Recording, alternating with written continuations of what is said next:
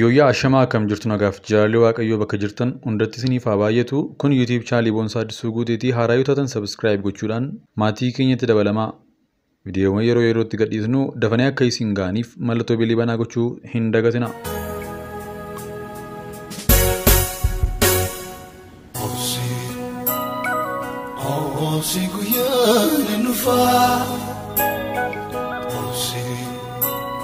Waamicha gargaarsa hatattamaa kariin ishee lamaan feel godhee jira. Waaqayyoon haa kadhannuu fi hagoomna keenyaa birmannuuf. Mucaan isin suuraa irratti argitan kun Hawwii Tashoomee Tolaa jedhamti.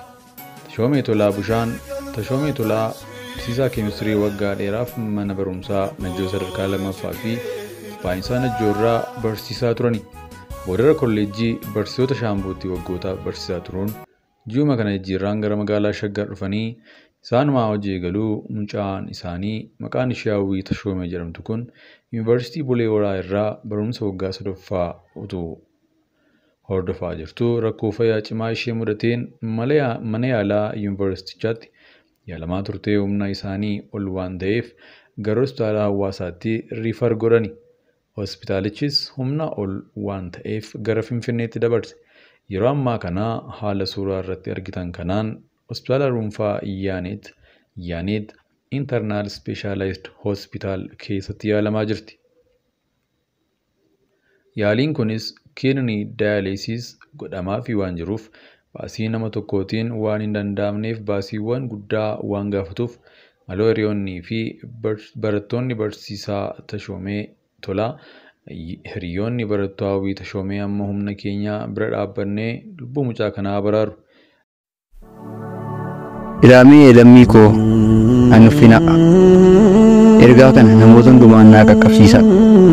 Arras waan an deebi'ee dhufeef hawwiituu du'a hawwii ta'e leensa uumaa dhabde sirna argansuu ishee hojii dhaabshi umurii xiqqoo kanaan siree hospitaalaatti hidhamti. Maatiin ishee amma danda'an yaadanii oolchuudhaaf abdii dhaban kaleen ishee lamaan hojii dhaabaniiru. Abbaan ishee barsiisaadha. Miindaa barsiisaa ammoo hundi keenya iyyuu beekta. Yuuni birrii 200 akkaawuntii abbaa isheetii irratti darban walitti coramtee mucayyoo kana baraarti. Hawwiidhaaf jireenya haa deebisu. Loomii 50 nama tokkoof baadha. Nama 50 garuu xabiisadha. Ilaamee yaalamii koo mucaan kun dhiphina guddaa keessatti chaalenjii birrii 200 walitti buusuudhu akkuma iskiriin irratti argaa dhagaluudhaan chaalenjii kanatti makamaa fayyaan dhabinaa. Galatooma. Maqaa barsiisaa Tashoomee Tolaa Bushaan abbaa hawwiidhaan jiru Koomershaal Baankii 103978 9632 Tashoomee Tolaa Busheen Awaash Baankiin Duwwaa 13 200 367 20 Tashoomee Tolaa Busheen Oromiyaa Baank 1184 8697 Duwwaa tokko lakkoofsa bilbilaa barsiisaa Tashoomee Bulaa 913879180 namoota qaamaan gaafachuu barbaadaniif Yaaneet Specialized Hospital naannoo Hayaat marfata daraartuu cina. Eebbifamaa hamaan isin hin argin. Waaqayyo fayyaa keessiif haa deebisuu hirii waan dandeessaniin ammuma bira dhaabbadhaa tarii maal beektu wanti xiqqoon tuffattan walirra bu'ee waaqaa gaditti furmaata ta'uu ni danda'a. Waan nama gaddisiisu taateen kun kan ta'e Wallagga Lixaa magaalaa Biilaa yookaan Boojjiitti waraana mootummaa keessaa namni bade. Achumaan waraanni warri jalaa bade kun mana irra deemanii fattashuu jalqaban. Tuu fattashanii eeboo tokko mana namaa jalatti argan. Achumaan maali kun jedhan. Kun meeshaa aadaa biyya kanaatti yeroo loon barbaadan akka hin kufneef lafa ittiin waraana laga keessaa deemnaa jiran. Lakki kun ittiin nu ajjeesuufidha jedhanii mucaa mana bira jiru reebanii cuubeedhaan wawwaraanuu eegalan. Aliif mucaa koo ajjeestu maaloo jedhee yeroo jaarsi waraana mootummaa gaafatu siniyyuu si ajjeefnaa jedhanii jaarsa caccabsanii erga kuffisanii booda kilaashii afaan keessa kaa'anii itti dhukaasanii jaarsa ajjeesan. Jaarsa waggaa 80 olii ijoollee isaa waggaa nama 3 wawwaraanii aspaaltii irraa guyyaa guutuu ciibsanii namooti biyyaa garagalanii achi fuudhanii dhoksan. Hospitaala Gimbii galchan. Lubbuun ijoollee jaarsaas baay'ee miidhamanii ooleef jaarsaa du'aasaa guyyaa guutuu magaalaa keessa oolchanii halkan namni fuudhee dhoksee awwaale. Taatee baay'ee nama gaddisiisu lixa Wallaggaatti raawwatamedha. Luba Ifaa Galataa waggaa 50 oliif hojii mootummaa Waaqayyoo amanamummaa guddaadhaan hojjetanii dhalootaaf bu'aa guddaa uumama kan hin shallagamne buustanii akka maqaa keessanii otoo iftanii gareessa jaallattanii hojjettanii fi gooftaa keessanii deemuu keessanitti ni gammanna. Fooniin adda nurraa fagaachuu keessan yeroo yaadannu akka namaatti nutti hir'atee gadiniyyuu hojiin isin wangeelaaf dhaloota dhufuuf hojjettanii darbitan akka jabaannu godha. Isin dhugumaa goota wangeelaa turtan. Nagaadhaan boqodhaa. Marii nagaa mootummaa fi WBO gidduutti gaggeeffamaa jiru irratti hanga ammaa maal beekna? Mariin nagaa mootummaa Itoophiyaa fi waraana bilisummaa Oromoo gidduutti Taanzaaniyaa magaalaa Daar es Salaamitti gaggeeffamaa jiru haala gaariin deemaa jiraachuu maddeen marii kanatti dhiyaatan dhiyeenyaan hordofanii BBC'tti himani. Marii torban darbe irraa kaasee bakka qondaalonni waraanaa olaanoo gama lamaan irratti argaman gaggeeffamaa ture irraa haa ta'u malee kaleessa irraa kaasee ammoo aangawoonni mootummaa olaanoo lama marii kanatti makamaniiru. Akka maddeen BBC mirkaneessanitti aangawoonni kunneenis gorsaa nageenya biyyaalessaa ministeera muummee Abiyyi Ahmad kan ta'an ambaasaaddar Reedwaan Huseenii fi ministeera haqaa Geediyoon Ximootewoos ta'uun baramee jira. Aangawoonni kunneen marii kana irratti argamuunis marichi haala gaariin adeemaa jiraachuuf agarsiistuu ta'uu keessa beektonni dubbachaa jiru.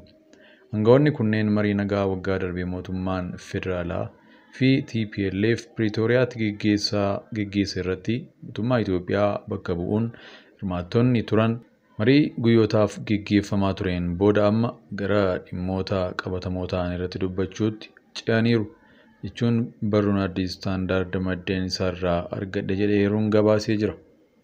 Waraanni bilisummaa Oromoo WBO ibsa gabaabaa marii kana ilaalchisuu baaseen furmaata siyaasaa karaa nagaa hawwii saba keenyaaf kabaja jaallan keenya wareegamanii dhugoomsuuf yoomiyyuu ni dhimmamna jechuun WBO'n marii nagaa kun akkuma xumurameen waan irra gahamee ni ibsa jedhee jira. WBO'n ibsa baase kanaan jilli ajajaa olaanaa Marroo Dirribaa fi taanaa isaa Gammachuu Abooyyee durfamu marii nagaatiif Taanzaaniyaatti imaluu mirkaneessuun aangawoonni kunneen wayita marii kanaaf Oromiyaa adda waraana irraa gara bakka mariitti geeffamu deeman yeroo isaatti beeksuun barbaachisaa ta'us nagaan dabarsuuf jecha yeroo isaatti hin himamne jedhee jira. Jilli gaanfa Afrikaatti ergama addaa Ameerikaa Maayik Hamaariin durfamu aangawoota olaanoo IGAD, Keeniyaa fi Noorweey waliin ta'uun qaamolee lamaan walitti fiduun marii kanaaf haala mijeessaa fi gaggeessaa jiru. Gama waraana bilisummaa Oromootiin Kumsaa Dirribaa yookaan Marroo Dirribaa dabalatee ajajoonni waraanaa olaanoo 5tu marii kana irratti hirmaachaa jiru. Qondaaltota waraanaa kanneeniin alattis namoonni gama dippiloomaasiin bakka bu'an 2 walumaa galatti namoonni 7 WBO bakka bu'uudhaan maricha irratti yoo hirmaatan gama mootummaa Itoophiyaatiin qondaaltota waraana buleeyyii dabalatee aangawoonni 7 hirmaataa jiraachuu maddeen keenya mirkaneessanii jiru. Aangawoota mootummaa Federaala Itoophiyaatiin alatti mootummaa naannoo Oromiyaa irraas namoonni 2 marii nagaa kana irratti hirmaataa jiru. BBC'n mirkaneeffatee jira. Haaldureen marii marsaa lamaaf kanaan torbanoota muraasaan dura gaggeeffamaa akka ture kan himan maddeen amma sadarkaan marii kun irratti argamuu kan abdachiisudha jedhanii jiru. Qondaalonni mootummaa Itoophiyaa lamaan nama marii nagaa kanatti makaman waliigaltee nagaa waggaa tokkoon dura mootummaa federaalaa fi TPLF gidduutti Afrikaa kibbaa Pretooriyaatti mallatteeffamuun waraana Tigraayitti waggaa 2 ture dhaabsisee irratti gama mootummaa federaalaatiin gahee baataniin muuxannoon kanneen qabanidha. Marii marsaa tokkoffaa mootummaa fi WBO gidduutti jahaan dura achuma Taanzaaniyaa dura Zaanzibaaritti gaggeeffame irratti biyyoota amma gahee jaarsummaan taphataa jiran keessaa Ameerikaan sadarkaa miilanaatiin hirmaannaa olaanaa taasisaa akka hin turre kan yaadatan maddeen keenya tibbana garuu dhimma marii nagaa kanaa kan cimsanii qaban fakkaatu jedhan. Mariin miilanaa kun haala amma itti jiruun yoo itti fufe yeroo dhiyoo keessatti waliigalteen mallatteeffamuu akka danda'ulleen abdii qaban maddeen kunneen BBC'dhaaf beeksisanii jiru. Yoo yaa shamaa akkam jirtu hordoftoota keenya kabajamoo chaanalii kanaaf haaraa yoo taatan subscribe gochuu hin dagatinaa. Viidiyoowwan isin akka qaqqabaniif mallattoo bilbilaa kanaa banaa gochuu hin dagatinaa.